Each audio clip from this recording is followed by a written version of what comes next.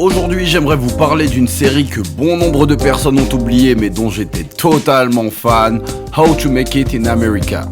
Pour la petite histoire, c'était une série télévisée américaine créée par Ian Edelman et diffusée sur HBO de 2010 à 2011.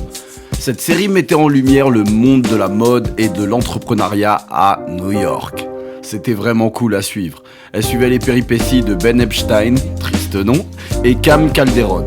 Deux amis qui tentaient de réussir dans l'industrie de la mode en lançant leur propre ligne de vêtements. Au début, ils tentent de faire des jeans et on les voit galérer à New York, trouver les idées et essayer de s'en sortir pour faire les choses bien. Mais comme je l'ai dit plus tôt, bon nombre de personnes ont oublié l'existence de cette série. C'est pourquoi j'ai décidé d'en faire une vidéo. Mais avant de commencer, il est très important que tu t'abonnes à la chaîne, que tu mettes un petit like et que tu commentes cette vidéo si elle t'a plu. Tu peux même la partager, c'est pour l'algorithme, c'est très important. On est ensemble. Si c'est carré, je vais pouvoir vous parler de How to Make It in America pour la culture. Générique!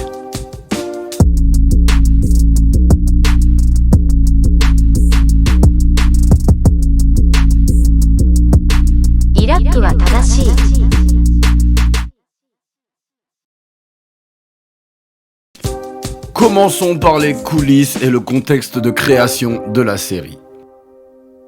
How to Make It in America évoque une époque où les rues de New York étaient pavées de promesses et d'aspirations, où chaque coin de rue semblait murmurer des opportunités et des possibilités. Créée par l'ingénieux Ian Edelman, cette série sut faire vibrer les téléspectateurs avec des récits audacieux et sa représentation franche de l'industrie de la mode underground. Mais derrière les caméras, les coulisses de création de cette série sont pleines de surprises. En effet, Edelman a puisé dans son propre vécu et celui de ses proches pour donner vie à l'univers de Ben Epstein et Cam Calderon. Ces deux amis fictifs incarnent parfaitement l'esprit entrepreneurial et la détermination inébranlable nécessaire pour percer dans le monde impitoyable de la mode new-yorkaise. J'ai adoré ce binôme, il fonctionnait particulièrement bien. Et d'ailleurs, que dire du casting ? Une véritable constellation d'étoiles s'est alignée pour donner vie à ce tableau urbain. Kid Cudi, le rappeur polymathe, a apporté une dose de fraîcheur en campant le rôle de Domingo Dean. Sa présence à l'écran a transcendé les frontières entre musique et cinéma. À cette époque, il cartonnait avec sa mixtape A Kid Named Cudi ainsi que son premier album, et de le retrouver dans la série a fait plaisir à bon nombre de ses fans. L'un des points forts de la série est d'avoir su capter l'essence même du rêve américain. Elle a décortiqué les aspirations de jeunes entrepreneurs, soulignant les défis et les triomphes de ceux qui osent rêver grand dans une ville qui ne dort jamais. Ainsi, même après sa disparition des écrans, car oui, la série a malheureusement été annulée, cette série demeure un phare dans le panorama télévisuel et continue d'inspirer et de motiver ceux qui se battent pour leurs ambitions. Rappelant à tous que malgré les galères, il y a toujours une solution et que les rêves se réalisent un pas à la fois. Bref, il est grand temps de parler du casting de la série. Comme je vous l'ai dit, la série a également été marquée par son casting mémorable, notamment la présence de Kid Cudi, le célèbre rappeur et acteur dans le rôle de Domingo Dean. Mais saviez-vous que le chemin vers ce rôle n'avait pas été sans péripéties ? Car en effet, avant d'incarner le charismatique Domingo, Kid Cudi a dû lutter pour se frayer un chemin à travers un océan d'auditions. Il était rappeur à la base, donc c'était assez compliqué de lui faire confiance en tant qu'acteur. Mais sa détermination et son talent ont finalement conquis les producteurs, transformant son personnage en une icône inoubliable de la série. Pourtant, les surprises ne s'arrêtent pas là. Et que dire de la présence de Pharrell Williams ou encore Pusha T ? Le casting de How to Make It in America était, selon moi, bien plus qu'une simple réunion de talents. D'ailleurs, l'intégralité du casting a été revue dans d'autres films et séries par la suite. Par exemple, Lake Bell, qui interprétait Rachel Chapman, la petite amie de Ben Epstein, a par la suite joué dans bon nombre de films, dont Black Panther 2, Wakanda Forever. Eddie Kane Thomas, qui interprétait David, mais que vous connaissez peut-être sous le nom de Stifler, a lui aussi joué dans bon nombre de films par la suite, et il en est de même pour tout le reste du casting. Car je pense que ce casting multi-ethnique était en avance sur son temps, bien avant toutes les séries woke qu'on a eu par la suite, et je vous jure de vous à moi, j'avais vraiment envie de faire partie de leur crew, ou d'aller vivre à New York, ou de tenter l'aventure. Cette série vendait vraiment du rêve, et c'était particulièrement bien fait. Mais bon, comment parler de cette série sans parler de son incroyable générique? Lorsque les créateurs de la série ont cherché la musique parfaite pour accompagner leur générique, ils savaient qu'ils devaient trouver quelque chose de spécial, quelque chose qui reflétait bien l'énergie et l'ambiance unique de la série. C'est alors qu'ils sont tombés sur I Need Dollar de Aloe Black, et cette chanson a immédiatement captivé leur attention. La chanson avec son rythme entraînant, ses paroles, le gimmick du refrain, tout était parfait pour cette chanson, car eux aussi couraient après les dollars. Mais ce qui est beau, c'est que par la suite, cette chanson a eu un succès fulgurant, lançant totalement à l'international la carrière de Aloe Black.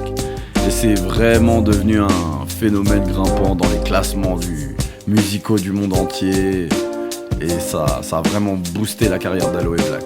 D'ailleurs, la chanson est devenue un hymne pour une génération en quête d'inspiration, de motivation. Et pour ceux qui ont vu How to Make It in America, cette chanson est vraiment indissociable des aventures de Ben et Cam. Mais bien plus qu'un simple générique, je pense que I Need Dollar est vraiment un symbole de persévérance, de succès, de triomphe contre les péripéties de la vie. Et son association à How to Make It in America restera jamais gravée dans l'histoire de la télévision et surtout dans mon paysage et mes souvenirs de séries des années 2010. Ça rappelle à tous que parfois, ce dont on a besoin, c'est d'un dollar et d'un rêve, comme dirait J. Cole. Bref, il est temps de parler de l'importance de la série. Au-delà de son casting, How to Make It in America est une série au récit palpitant. Bien qu'elle aura vraiment beaucoup plus d'impact sur les personnes au profil d'entrepreneurs souhaitant réaliser des projets ou créer des choses dans la vie. Je pense qu'on n'aura peut-être pas la même lecture qu'une personne lambda qui regarde cette série. À travers les péripéties de Ben Epstein et Cam Calderon, la série a exposé des défis, des triomphes et autres projets et péripéties que vivent les jeunes entrepreneurs aspirant à conquérir le monde de la mode new-yorkaise. Chaque épisode est une plongée vertigineuse dans les méandres de l'industrie, une immersion totale dans l'effervescence et la frénésie de la vie urbaine. On voit vraiment le mood des soirées underground à New York des années 2010, c'est vraiment beau à voir et à ce niveau la série fait office de marqueur temporel. Mais au-delà de sa trame narrative, et je pense qu'elle a vraiment été un phare pour une génération en quête d'inspiration et de motivation. Ce que j'aime avec cette série, c'est que contrairement à des séries comme Gossip Girl qui étaient sorties durant les mêmes années, l'amour, rien n'est surfait, tout est vraiment terre à terre, très vrai, très authentique en fait. Et je pense que c'est un autre point fort pour la série. C'est d'ailleurs l'un des points que j'ai préférés, car les séries qui sonnent vraies sont tellement rares de nos jours. Bref. Pour moi, How to Make It in America restera un symbole de courage, de détermination, de résilience. C'est vraiment une ode à ceux qui osent défier les conventions et tracer leur propre chemin dans ce paysage urbain. Bref, même après l'arrêt de la série, je pense qu'elle a su garder une communauté très présente et bienveillante d'ailleurs. Mais bon, il est temps de conclure cette vidéo.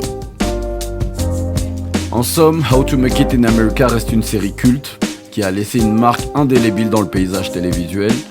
Elle a su captiver bon nombre de téléspectateurs avec son intrigue et son aspect réel et son immersion au cœur de New York qui est au final quasiment le personnage principal de la série. Mais bon, comme trop peu de personnes en parlent, même sur le YouTube français c'est très rare de trouver des vidéos qui parlent de cette série, je me devais de le faire pour vous. Bref, toi, as-tu déjà vu la série? Qu'en penses-tu? J'attends ton avis dans les commentaires. N'oublie pas de t'abonner, la cloche, le partage. On est ensemble, c'est très important. Merci à toi d'avoir regardé cette vidéo. Je te souhaite le meilleur. Je te fais des bisous et je vous dis à très bientôt les humains. Peace!